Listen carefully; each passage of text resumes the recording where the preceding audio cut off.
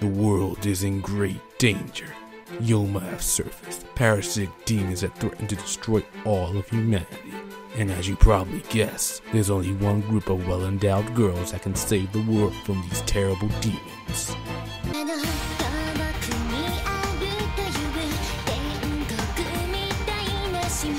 Really? This is Earth's last line of defense. Alright, okay, I guess shit just got real and this is happening. Senran Kagura Estival versus. Join these ninja girls on their path to become true Kagura, the highest rank of shinobi to fight Yoma and bring peace to the land. And to become Kagura, they have to rip each other's clothes off and grope each other's boobs. Works for me. Get ready for a game that completely shatters the realm of logic. For boobs, ass, and more boobs, and even more boobs. And you probably guessed it, but yes, indeed, more boobs. Because in the words of the creator himself, tits are life, and ass is hometown. That actually has profound meaning. Oh, and there's also fighting in this game. Huh, go figure. Choose your waifu wisely, with a selection of over 30 different girls, with 3 missing DLC characters because of licensing issues. Damn it, these girls are perfect for this game. Dress your waifu up in whatever clothes that you want, or don't dress her up, and then make her pose so you can take screenshots? And kiss her too? Seriously, is this a game? Prepare yourself to fight near endless hordes of enemies, and just like in almost every Musou-style game, they just sit there and wait for you to destroy them in this plot-filled, story-driven epic adventure. Starring female Jotaro, Galco, Rin Tosaka, Ayane. Wait a minute, there's a dead alive character in this game? Sweet.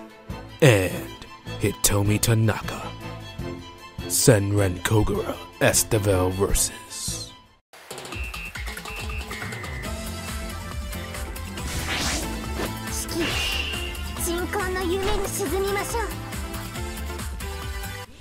Alright, so the story of Senran Kagura Estival versus is, well, it's there. Okay, I think we all know what kind of game this is by now, so seriously, if you're expecting a thought-provoking story or something that's going to be, you know, twists and turns, ups and downs, smiles and frowns, no, you will not find that here whatsoever. However, towards the end, it did get a little emotional. Even for me, I was like, damn, this shit kind of sucks. I feel for what's going on right now. But seriously, this game is pretty much TNA beginning to pretty much the end. Alright, and the story is just there because it's there. Now, it's interesting to note that I did play the first Senran Kagura game that was on the Vita, and the story there was actually, it wasn't that bad. It's very much a visual novel setup, but it's not exactly all TNA, and there are some genuine moments that come across as serious and really dark, and sometimes some of these girls' past are just really fucked up. But for the most part, let's not forget the type of game you're playing, because you're not playing that type of game, and especially when you go here to Estival versus, it's nowhere near like that until pretty much the very end of the game. You have the girls, they are trapped on this paradise island, and they have to figure out why they're there and who's here and why are dead people alive.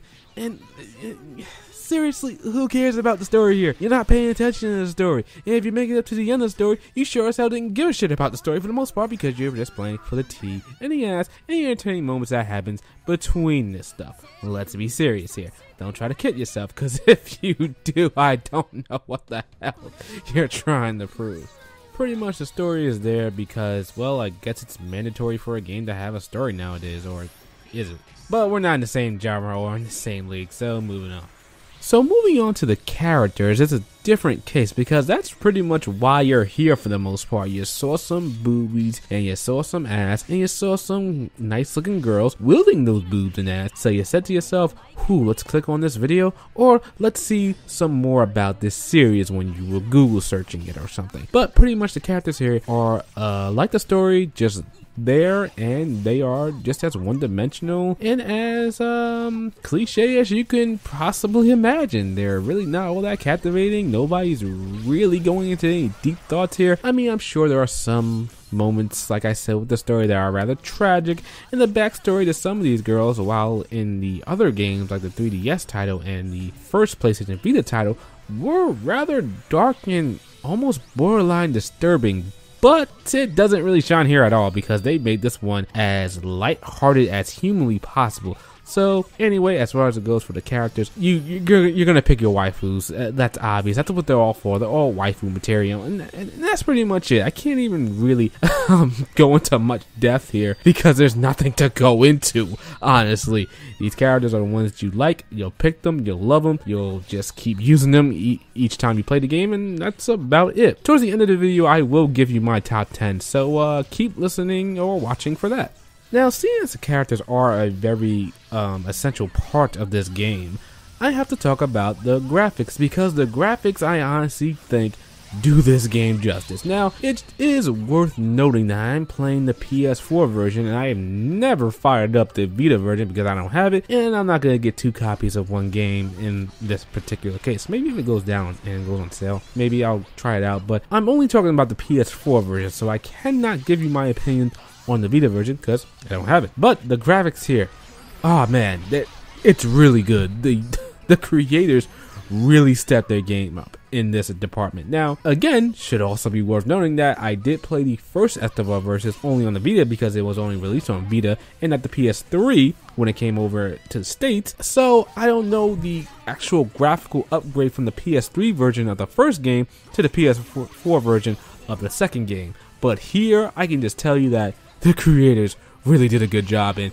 they know what they want to create. They know what this game is about, and they showcase that in the graphics. Everything moves fluently. Before in the first game, especially on the Vita, you would have this little animation that goes when they do their special attack or their final attack. But here, everything is really seamless, and it looks great because of that. I did, however, miss the little special animation that they had on the Vita version when they did their final attack here, but I do like the way it seamlessly goes in the PS4 version. Everything is just goes fluently, and the frame rate is 60 frames. You might want to put an asterisk next to that 60 frames because when stuff does get hectic on screen, it does go down. It's really no surprise, but as a whole, the frame rate just hold up. It doesn't hold up to that 60 frames per second, but if there's a lot of enemies on screen, of course it's going to come down to a crawl, especially if they're far out in the distance and you have to run towards them. Yes, the frame rate's going to dip a little bit, but as far as the gameplay goes, it's nothing that's going to interfere with it or make you say, damn, the frame rate sucks here. No, it's actually pretty good. So when I say the graphical upgrade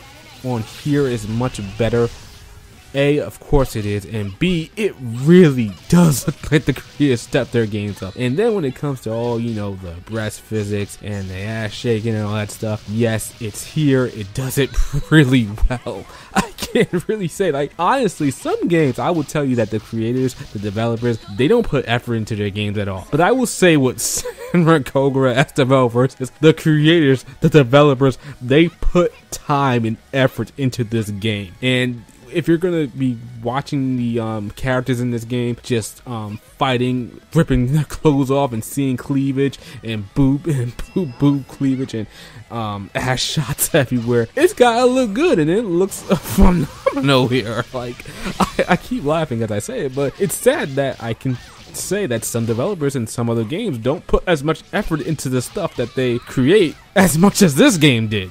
And there are lots of different ways you can dress up the girls as well, and there's a lot of costumes, accessories, things you can put on them to make them look as awesome as you want them to be. And okay, there are some things that I don't like about that, because there are some costumes that are not unlockable really in game besides the one that you can get from the shop, but I do think some of the DLC options should have been unlockable in game, especially some of the characters. But usually I get mad at this, but here I don't really mind it, because when I see the amount of effort that was put into this game and I see that it's actually made well and made caring and it's something that I like, I don't mind paying money for DLC. But when it's not used correctly and you're just taking it out of the game just to make a quick buck, then I got a freaking problem with it, and I'm looking at Fire Emblem Fates, the Third Path Revelations or some shit. Anyway, let's just put it like this. I gladly paid $19.99 for a DLC pack in this game than to pay $19.99 for the true ending for Fire Emblem Fates. Getting back to this review, going to the sound and the voice acting and the music, the game is left in its original Japanese audio, which I can't see it going any other way with this type of game at all. I mean, what voice actors actually wants to do this sort of voice work for this game? I mean, there are girls in this game singing about boobs and opie and and butts. Okay, so I really can't see any voice actor really going after wanting to say, oh, I want to voice this game. I'm pretty sure there's one voice actor out there that would do it, but anyway, it probably wouldn't sound as good as it does in the Japanese dub. Now, of course, there's also gameplay in this game, which is kind of surprising, I guess, but this is pretty much a Muso game, so you have a lot of enemies on screen just waiting to get their ass kicked as you just run up to them and kill them. There are difficulty modes, and actually hard is actually pretty damn hard. All the girls have their own movesets, but they're not really all that different when it comes to input. You pretty much press the same buttons to pretty much release a skill, and that's about it. They do play differently. Some are slower, some are faster, some rely on technique, some are ranged, and that's pretty cool, but there are just clear-cut ones that are better than the rest. Take Rin, for example. She's a goddamn beast. She'll destroy everything in a blink of an eye. And at the end of the day, it's pretty much a button masher. Just attack waves upon waves of enemies, wait for the boss to show up, and just attack the boss until she dies. And that's it. There's not much to it. So my verdict for Senran Kagura Estival Versus is a C ranking. What's here is going to be awesome for the people that know they want to play it. And if you don't want to play it, you don't have to bother with it. It's not for you. You knew exactly when you clicked on this video, when you searched it on Google, like I said before, if you wanted to play this game or not. So if you want to play it, it's very, very much worth the purchase, and it's very much worth $60. And for the DLC, purchase the DLC. I feel it's worth it if you know the type of person that you are. So that's it for this review of Senran Kagura Estival Versus. I will see you guys next time. Peace. Oh, I almost forgot to talk about my top 10. Here are my top 10 girls from Senran Kagura. Number 1 will always be Shiki. Second will be Yumi. Third is Rin. And honestly, from there, it kind of fluctuates when it comes to the placing. Haruka might be 4th. I'm not too sure. I had Riona at number 1 while I was playing Shinobi Versus, but then I realized I kind of only liked her because she's crazy and just talks really dirty. So it's like there's nothing really else about it. Not that there's like much about all the other girls. It's just that that's the only reason I like her. Yeah, like I said, everybody else is kind of like, it's kind of crazy, or I don't know where they stand in the top 10. It fluctuates. Hell, some of them can just go off at any moment. There are just so many to choose from in this series that having a top 10 and having constantly stay at top 10, that's kind of tough. Ranka, she just recently came on this list because I had Kutsuragi as number 10. Kutsuragi was number 10, but then I was making reviews and I was making that trailer. Ranka kind of sneaked in there as in my top 10. The reason I like Shiki, and I think most of the people that play Senran Kagura I've seen on forums and message boards, they don't like her that much. But the reason I like her is because her personality is pretty bubbly, and not only that, she has something that a lot of these waifu or anime girls don't have while you're watching anime or something like that. She actually has makeup on. I don't actually see makeup on any characters that I watch in anime or in games or in JRPGs. It's just it's nice to see that, because honestly, I'm a sucker for makeup in real life. Not like overly caked, but you know, I just like to see it on a girl. I'm a sucker that way. But yeah, that's it. Pretty interesting to note that while I was actually playing Senran Kagura Estival Versus, like actually playing the story mode, Yumi was my number 1 favorite for like most of it. But then after I beat it, I started playing as Shiki a lot more, and I said, oh, she's back on number 1. Alrighty, and that's it. I'll see you guys next time. Peace.